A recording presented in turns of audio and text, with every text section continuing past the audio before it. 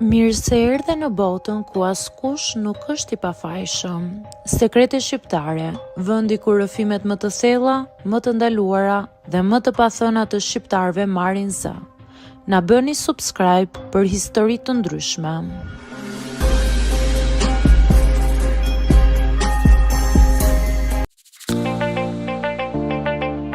Unë quhem Lela, jam 31 vjeçe dhe po e them këtë histori me një zë që në fakt më dridhet brenda meje, sepse nuk e di si të shpjegoj se si arrita deri në këtë pikë. Në një pikë të jetës që as nuk e kam imagjinuar ndonjëherë. Por ja ku jam, e martuar prej 6 vitesh dhe shtatzën me burrin e kunatës time. Nuk ishte diçka që ndodhi krejt papritur. Ishte një rëshqitje ngadalt, e rrezikshme që nisi shumë më herët se sa unë ta kuptoja. Burri i Mariani gjithnjë ka qenë njëri i ftohtë, i qetë, i mbyllur dhe distant, shumë i largët. Ai sa një ditë u gjenda duke biseduar më shumë me të tjerët se sa me njeriu me të cilin ndaja shtratin. Në atë shtëpi, e vetmja që më jepte pak ngrohtësi, e vetmja gjë ishte kunati im Bledi, burri i motrës së tij. Ai vinte shpesh për kafe, ndihmonte me gjërat e shtëpisë dhe gjithmonë më bënte të qeshja. Ishte ndryshe, i gjallë dhe shumë i vëmendshëm. Kur ti je një grua që ndjen se po venitesh, një shikim i ngrohtë mjafton që ti të thyesh. Gjithçka nisi pas një grindjeje tjetër me Arianin. Ai u largua nga shtëpia pa fjalë si gjithmonë. Nuk i dinte askush hallet e mia, vetëm Bledi.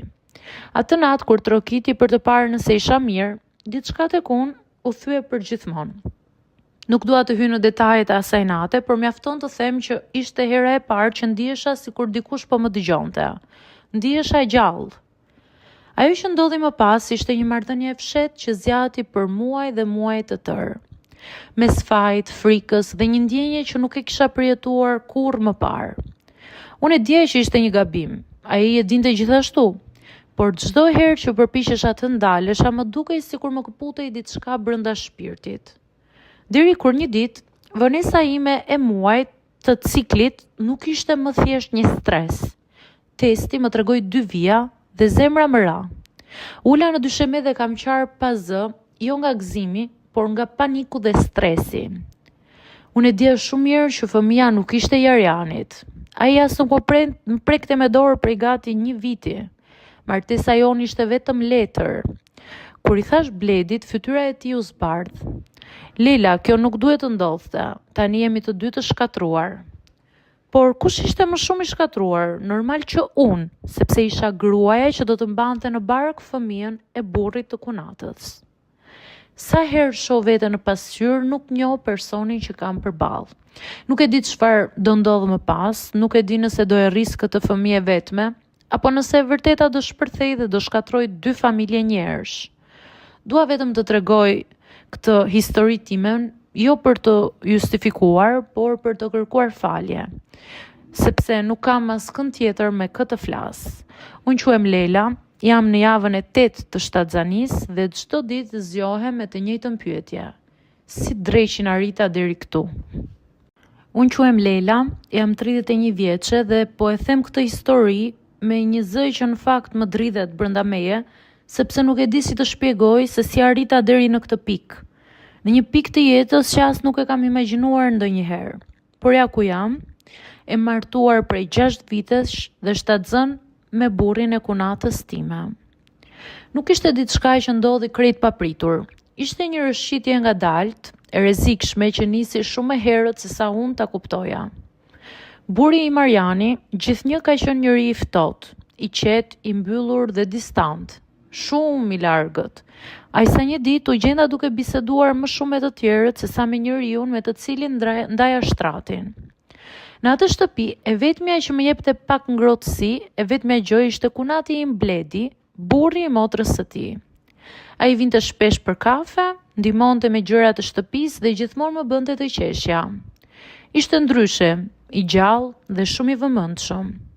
Kur ti je një grua që ndjen se po venitesh, një shikim i ngrohtë mjafton që ti të thyesh. Gjithçka nisi pas një grindjeje tjetër me Arianin. Ai u largua nga shtëpia pa fjalë si gjithmonë.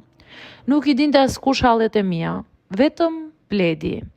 Atë natë kur trokiti për të parë nëse isha mirë, diçka tek unë u thye për gjithmonë.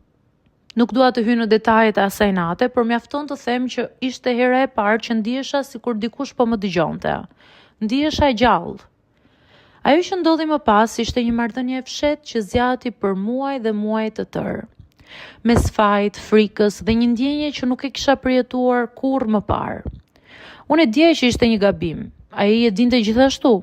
Por çdo herë që përpiqesha të ndalesha, më dukej sikur më këputej diçka brenda shpirtit. Deri kur një ditë, vonesa ime e muajit të ciklit nuk ishte më thjesht një stres. Testi më tregoi 2 vija dhe zemra më ra. Ula në dysheme dhe kam qarë pa zë, jo nga gëzimi, por nga paniku dhe stresi. Unë e dia shumë mirë që fëmia nuk ishte i Arianit.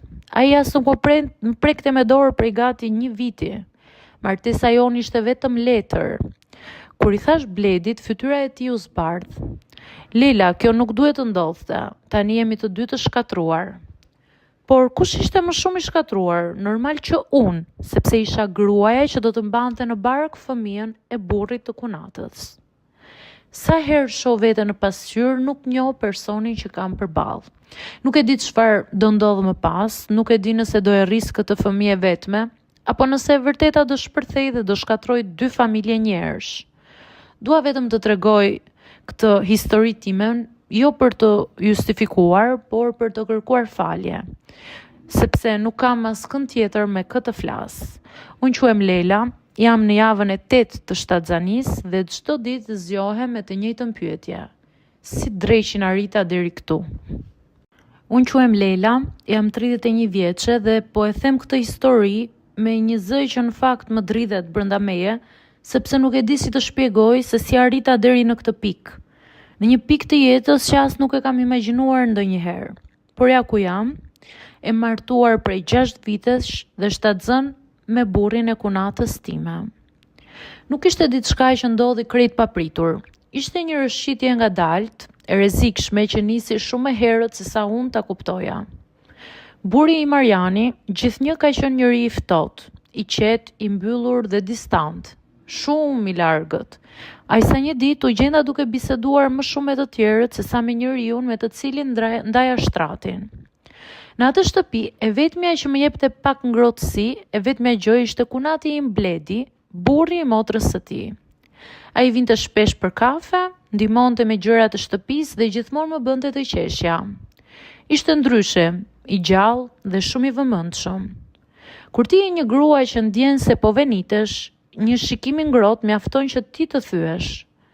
Gjithçka nisi pas një grindjeje tjetër me Arianin. Ai u largua nga shtëpia pa fjalë si gjithmonë. Nuk i dinte askush hallet e mia, vetëm Bledi. Atë natë kur trokiti për të parë nëse isha mirë, diçka tek unë u thye për gjithmonë. Nuk dua të hyj në detajet e asaj nate, por mjafton të them që ishte hera e parë që ndihesha sikur dikush po më dëgjonte. Ndihesha e gjallë. Ajo që ndodhi më pas ishte një marrëdhënie e fshehtë që zgjati për muaj dhe muaj të tërë. Mes fajt, frikës dhe një ndjenje që nuk e